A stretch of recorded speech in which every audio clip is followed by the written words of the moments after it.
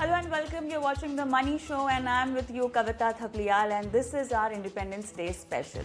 Independence. For most of us in India, it's a word we associate with August 15th, our nation's hard-won freedom from colonial rule. But beyond political freedom, there's another kind of independence we all aspire to. Financial freedom.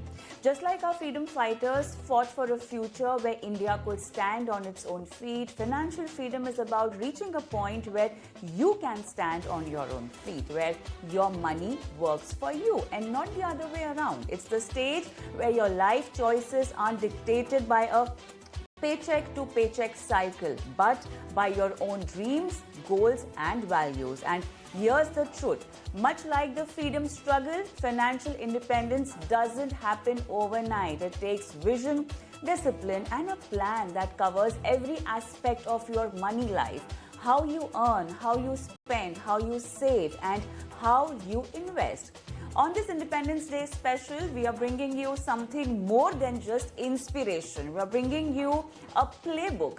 We'll ask our expert guests to give you 3 sharp, no-nonsense strategies for each pillar: earning more, spending smart, saving consistently, and investing wisely, so you can start your own journey towards freedom. Joining us is Dilshad Bilimoria, Managing Director of Dilshad Consultants and one of India's most respected financial planners, who has helped countless individuals craft a roadmap towards financial independence. And today she'll share her thumb rules, her tried and tested methods, and her personal take on how you can start taking control of your financial destiny. Starting now, because after all, what better day to talk about freedom than the day we celebrate it? Hi and welcome to the show, Dilshad.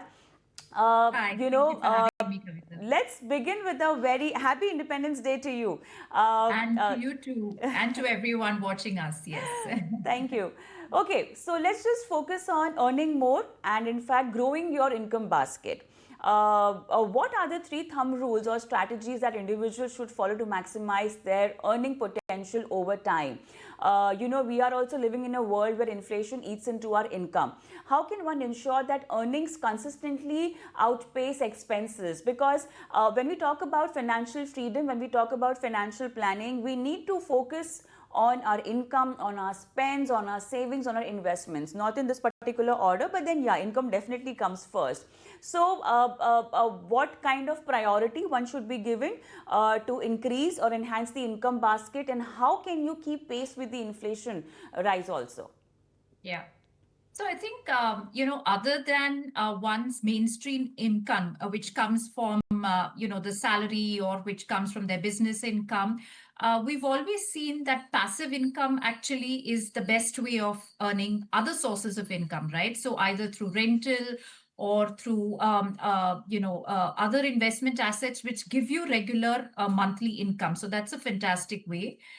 The other way to supplement one's income actually is to actually have a passive, income where you are actually contributing like your knowledge and expertise, like a freelance work, and you're earning money for that. So we've seen that many people who are very good and adept at, other hobbies, like say creative writing or say digital marketing, are actually doing their mainstream job, and they're able to supplement that with another source of income, which is actually supporting them very well when it comes to other sources of income as well.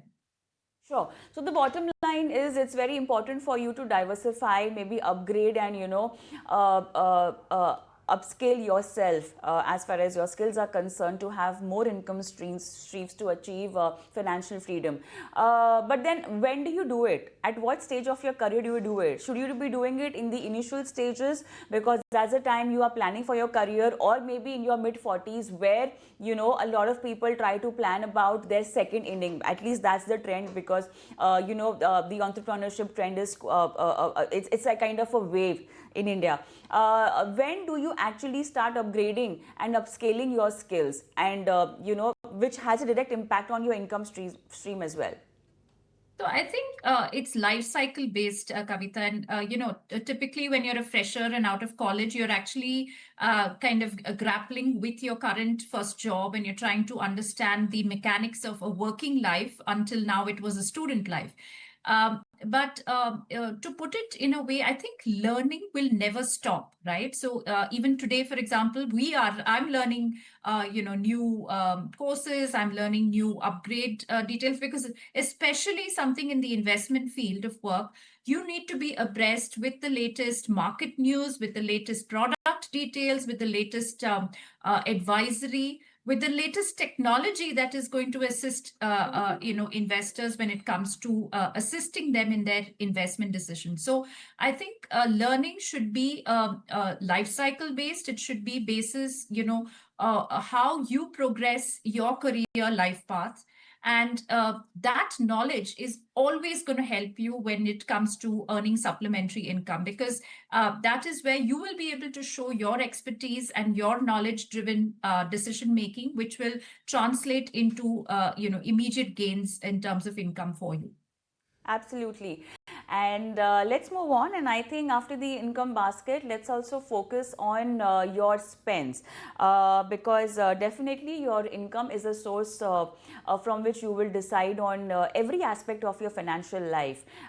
Even your investing, you will be lining up your financial goals, and the way to achieve it also comes from the income that you have earned. Although there are different specific strategies, which also depends on every individual and the kind of skill set they have or the kind of aspiration or career they are into. But having said that, spending is something, Dilshad, which is more or less common. Okay, definitely it all depends in what kind of a city do you live in, what are your mandatory expenses, and the kind of lifestyle you aspire for yourself also. But then in today's day and age where everything is online, a lot of times we have heard people cribbing about their monthly expenses have gone for a toss because they have no record of how much they order from the online app, being a Zepto or a Zomato or whatever. It's just one click away, and those small items that you keep buying every day and you buy it like 10 times a day, you do not keep a track of your spendings actually. And sometimes your monthly grocery bill also becomes less in front of these day-to-day expenses. Traveling again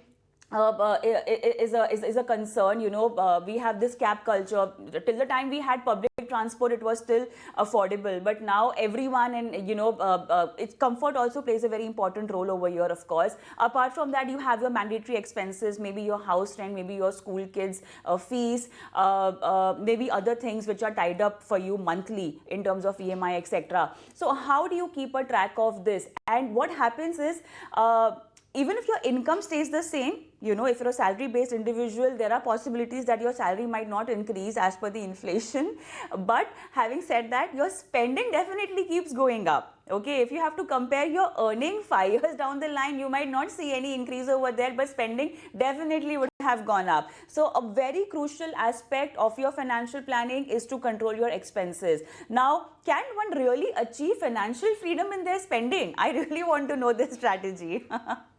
No, I think it's all about discipline, right? So when you talk about the large word spending, let me break that down for you. We can say part of it can go towards your expenses, part of it to go towards your investments, and part of it to go towards your loan liabilities or your EMIs. And I would actually flip the expenses and the investment part of it, because that is where people typically go wrong, right? They first spend and then they invest, if at all anything is left at the end of the month. And like you rightly said, depending on the city and depending on transport and rental costs, etc., inflation does sometimes hurt. So I think very importantly, what one must do is whatever they get as monthly income, first invest in themselves. And by that, I mean save or invest that money wisely. And that could range anywhere between 25 to 35% of that monthly net take home. This is post taxes and post any other statutory deductions like your PF, etc. So maybe 30 to 35% towards investing, 30 to 33% towards expenses. And this again can be broken down into needs and wants, right? So what do I need as in terms of food, roti makan sab, and what do I need in terms of, my wants? What, like you said, you talked about the online shopping, etc. So these are things that people, if they budget it very well, then they're able to identify, okay, out of this X amount, I have this amount that I can spend in whatever way I want. And the remaining, if at all, and if it only is a good asset, you go towards loan creation of, buying a home. It's an asset which is appreciating, and therefore you set aside a maximum of about 30% of your gross income towards EMI repayments. If that could be avoided, today the youngsters do understand that rent versus buy is a better financial decision any day. If they can live with that, I think they're better off. They would have more amount for investing. They would have more amount towards their own kind of spending and lifestyle expenses. So it's all about budgeting and segregating these buckets so that one is able to actually play around and ensure that whatever happens, I'm first allocating my income towards investing. If the balance is available, I go towards, spending in my needs, in my wants, and then of course go towards EMIs or repayment options. Sure. Very important to divide or at least get the distinction between good spending and bad spending. So that's a clear-cut explanation over there. But then what about saving? Building the foundation, for your future financial life. What would be 3 simple saving principles that one can adopt, regardless of income, when they, if or someone who is just starting to build their wealth, or maybe has taken the first step towards building their wealth? How important is saving? Should savings be treated as a fixed expense, and if so, what percentage of income is ideal? How can people avoid dipping into their savings for non-essential expenses also? Because people in India definitely believe saving is a part of investment, but how would you like our viewers to understand the difference between saving and investments? Yes, rightly said. So I think there's a very important need to understand the difference between savings and investments. And when you spoke about savings, what we would say is, and this is non-negotiable in all our financial plans with clients, set aside an emergency fund, which would typically be between 3 to 12 months. And why 3 to 12 months? So if there are both husband and wife working, then we would say, okay, stick to between 3 to 6 months of your expenses towards an emergency fund. There again, when I say where you invest in that emergency fund, you can look at a liquid fund, you can look at an arbitrage fund, you can look at a flexi FD in a bank. All these would give you much better than your 3% rate of return in your savings bank account. So this is non-negotiable. And if you're married and both are working, then you, like I said, you can make it 3 to 6 months. If only one of y'all are working, extend that to 12 months. We know today with the, expected job losses and medical emergencies, why this is so. Beyond that, we could set aside something towards health insurance. And again, this is non-negotiable. So this is something that we set aside for all clients, where we say, roughly, and the premiums are, increasing more than normal inflation rate. So today, if inflation is between 6 to 8% per annum, we are seeing the health insurance premiums, inflation going by between 15 to 40%, depending on the kind of admission and the surgery and those kind of expenses that one has to incur. In fact, today, you even have new policies which cater to outpatient department medical insurances. Very interesting, something new that is just starting. But I think these non-negotiable buckets, or assigning this towards important action items that will ensure that you are saving up for a rainy day, or ensuring that you're covered well for medical emergencies, especially if you're single. And then moving into the next bucket of investing per se. So investing is where I say, whatever money I have, I want that to work hard for me, right? So it should beat inflation. So that's definitely one thumb rule. It should give me flexibility. It should give me liquidity. and it should be, the post-tax returns should actually be better than inflation, which are my real returns. So I think these are the pointers to look at when one is looking at the investment bucket. And the spending bucket is, again, like I said, dependent on what is available after investing, left towards needs and wants. All right, now the most important aspect, investing, making money work for you. What are your 3 golden rules for investing to achieve financial freedom? Definitely, financial freedom is individualistic. It depends how you understand what it means for you. How should one balance between risk return, especially in uncertain times like these? If someone is starting late, what adjustment in their investment strategy can still help them achieve the financial independence? If someone is starting early, they definitely have a much more risk appetite, but then diversification and chasing returns should not be on your list or should be on your list. So across age groups, how can one actually decide on their strategy for financial freedom? So I think the basic foundation to all this is start investing early. We've heard this several times, and we've also heard that compounding is the eighth wonder of the world. So sometimes when we connect with people, we say that whatever happens, just put something into a regular savings, consistent, recurring savings. It could be as low as a recurring deposit, or it could be a systematic investment plan, which is actually working much harder for you. And the returns would be much better. When it comes to the ages, I think the younger you are, the more risk you can take. Your liabilities are lower, your dependents are close to zero. Okay.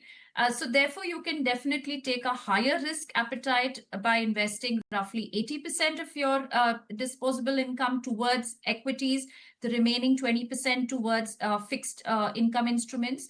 It's about creating the right asset allocation. As you grow, so say you are married with kids, etc., I think immediate concerns about managing family finances, budgeting, looking at children's education, and starting to think about your own retirement as well is where you need to start planning the buckets of, a combination of equity, debt, hybrid, and other asset classes that would possibly add up, returns that are post-inflation and tax adjusted. And as you move towards, retirement or the, 50s or early 50s or even late 50s, today people want to retire early 50s. That's where you start kind of consolidating your portfolio into investment classes which are safer, which you're trying to say that I'm bucketing my retirement savings. So I want to ensure that my first 3 years is safe, non-negotiable. Whatever happens to markets, this money is available for me to draw upon on a regular basis. Then I move into bucket 2, which could be a little more aggressive, and then finally into bucket 3, which is basically, ensuring that my corpus will continue to grow. So why are we doing this? We are trying to ensure that the corpus lasts longer, right? Today, with medical benefits, we're seeing life expectancy increasing. So we're trying to ensure that if the client is, depending on their age and life stage, how best can we ensure that this corpus sustains, and at the same time their kind of lifestyle needs, because as you grow you also want to go for vacations more, you also want to plan for your retirement in a better way. So it's all about having the discipline to save and invest, and when I say save, I mean invest, because that's where your money would work hard for you. All right.